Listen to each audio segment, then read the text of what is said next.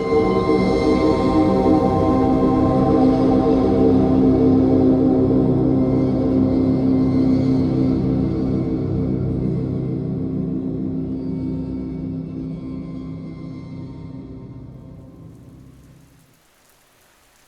everyone, thanks again for all the love and support on my horror channel.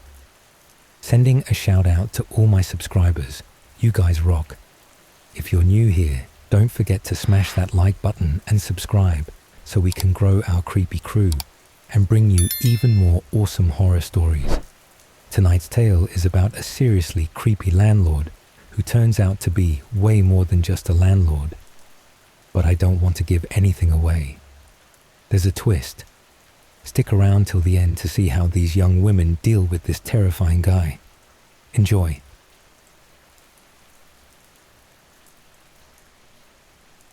I don't know what drew me to Eldridge Street.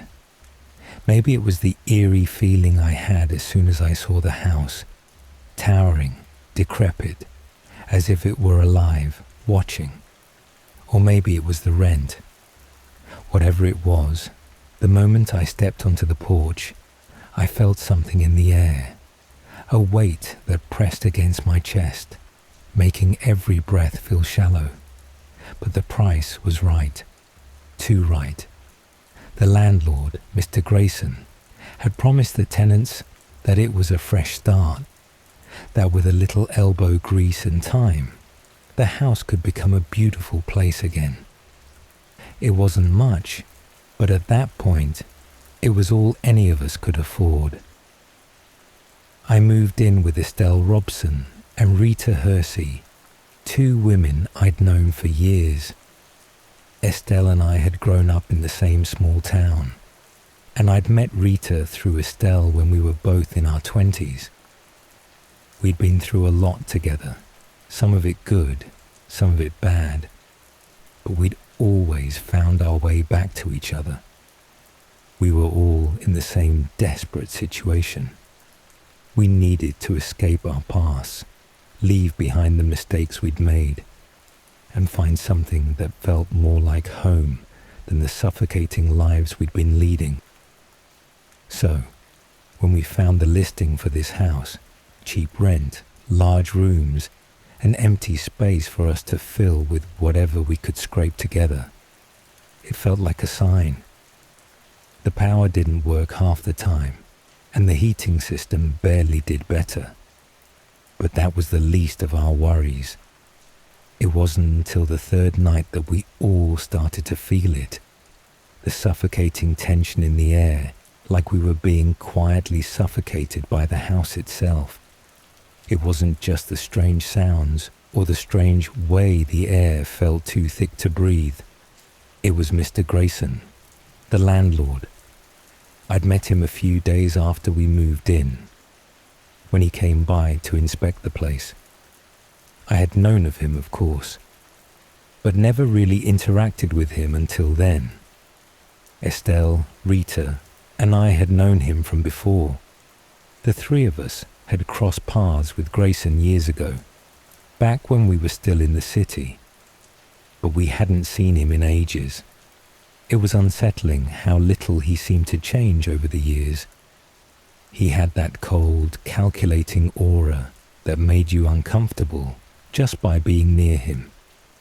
The way he looked at you, always measuring you, always analyzing, like you were an object to be examined rather than a person.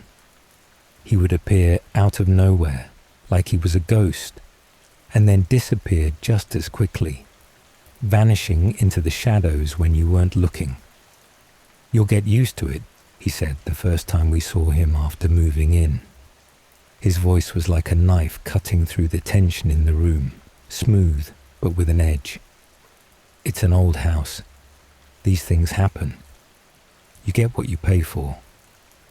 We weren't sure if it was a warning or a threat. The power flickered as he said it, the lights dimming briefly, and I could have sworn I saw something in the corner of his eyes. Estelle looked at me after he left, her face pale. "There's something wrong with that man." Rita nodded, her fingers twitching nervously. "It's not just him, it's the house. Did you hear that last night?" I hadn't said anything to them, but I had heard it. The whispers, the way the floorboards creaked, the sounds of something, or someone, moving through the halls when we were all in bed. The house felt like it was alive. A week later, I found something in my room. It was hidden in a compartment, tucked away behind a loose board in the floor, barely visible unless you were looking for it.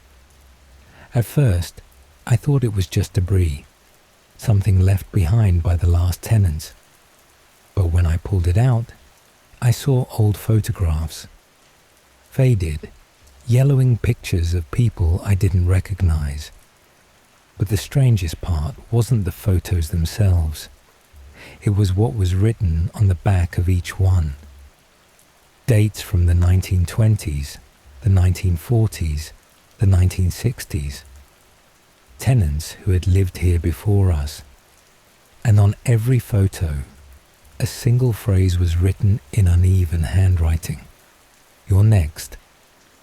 I had to know more, so I started digging through the house. Estelle and Rita were reluctant at first, but they helped. The more we searched, the more we found. Hidden places, secret compartments, old boxes that hadn't been touched in decades. And the more we uncovered, the more we realized that there was something seriously wrong here. The whispers grew louder, more persistent. At night, I would wake up to see shadows moving across the walls, stretching in ways that shouldn't have been possible. The house seemed to breathe, and every time I thought I could escape it, it pulled me back in. The next time we saw Mr. Grayson, I had to ask, "What happened to the last tenant?" He just smiled, cold and knowing. "You get what you pay for." And with that, he left. The air in the house felt heavier as the days dragged on, pressing against my lungs, suffocating me slowly. Estelle and Rita had started to pull back, each of them retreating into their own spaces, but I couldn't stop myself from digging deeper. I had to understand what we were dealing with, what he was. The photographs haunted me. The dates on the back of them, all the way from the 1920s to the 1960s, made it clear that whatever was happening here, whatever this place was, had been going on for a long time. Mr. Grayson wasn't just some eccentric landlord. He was part of something far darker. It was Rita who first suggested we look into the history of the house. I think we were all beginning to realize that we couldn't just let this go. We couldn't leave. Not with the whispers, not with the shadows. Something was holding us here. Something much more powerful than our fear. Estelle was the first to find something. She'd been searching through the old library in the house, the one that smelled of must and mildew, when she came across a collection of old town records. It wasn't much, just old papers tucked away behind faded books, but it was enough to start piecing things together. "The tenants," Estelle said, her voice low and trembling. "Look at this. It's a list of names and dates. These are people who've lived here." I walked over to her, my heartbeat picking up. The names on the list were familiar in a way I couldn't explain. There were old-fashioned names, ones that didn't belong to the world we lived in now. Names like Martha Winthrop and Samuel Blackstone. But what struck me more than the names were the dates. Each name was followed by a year, and none of them lasted longer than 5 years. 5 years, then nothing. No record of them ever again. It wasn't long before we realized the pattern. Every few years, a new set of tenants moved in, only to disappear without a trace. I had to know more. I felt it in my bones, the sensation of being trapped in a web, and no matter how hard I struggled, I couldn't break free. But it wasn't just the history of the house that kept me up at night. It was Grayson. Something about him felt like he was always watching, always waiting for us to figure it out. So we decided to confront him. We waited for him to come by, as he usually did once a week, appearing at odd hours like he had no set schedule. That night, the house felt different, quieter. The wind outside had picked up, howling through the cracks in the walls, making the windows rattle. I knew he was coming, just as I knew something would happen when he did. When he arrived, he barely spoke a word. He didn't need to. We were all standing there, Estelle, Rita, and me, waiting, like we were about to face something ancient, something that had been waiting for us all along. I could see the way his eyes glinted in the dim light, like he was amused by our presence, like he knew what we were thinking. "I know what you're doing," I said, my voice shaking but firm. "You're not fooling anyone. We know about the tenants, about the ones who came before us." Grayson didn't flinch. His face didn't even change. "You think you know something. You don't know anything." The silence between us thickened, and I could feel the weight of it pressing down on us all. I glanced at Rita, then Estelle. They were both watching him, their faces pale, but I could see the fire in their eyes. They weren't afraid anymore. We were all in this together now. "You haven't aged," Estelle finally spoke, her voice steady. "You've been here for decades, and you haven't changed a bit." His smile was a slow, sinister thing. Time doesn't matter when you own it. That was when we realized he wasn't just a landlord. He was something more. But it was Rita who uncovered the next part of the puzzle. While we had been investigating the house's past, she had also been trying to get information from people who had lived in the area for longer than we had. We had all heard rumors about Grayson, but the stories were too vague, too scattered to make sense of. Until now.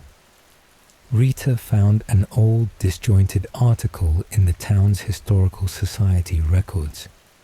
It was buried deep in a stack of dusty files, wedged between stories of forgotten mines and long-dead celebrities. It wasn't much, just a brief mention, but it was enough.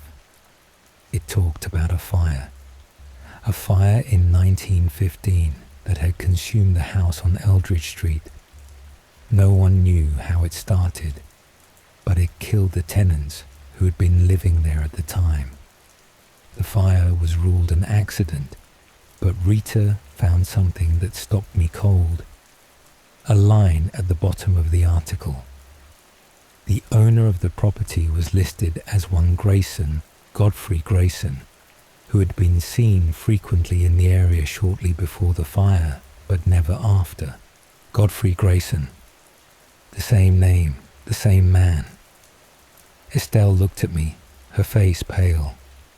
"This man is older than he looks, much older. And he's been here for every one of them," I whispered. "Every single tenant. For decades. But the worst part, the part that chilled me to my core, it was the note Grayson left us after our confrontation. He didn't say a word, just left a small envelope at the front door, addressed to each of us individually. Inside was a single piece of paper, folded in half. "Do you want to know the truth?" it read.